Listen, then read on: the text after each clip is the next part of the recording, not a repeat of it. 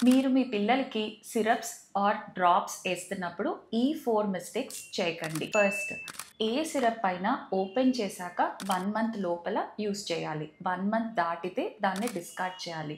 ఈ ఎనకాలున్న మ్యానుఫ్యాక్చరీ డేట్‌తో సంబంధం లేదు. సెకండ్, పిల్లలకి ఎప్పుడైనా డ్రాపర్‌తో కానీ, క్యాప్‌తో కానీ సిరప్ వేయండి. అంతేకానీ స్పూన్, గ్లాస్ యూజ్ చేయకండి. ఎందుకంటే మెజర్‌మెంట్ సరిగ్గా ఉండదు.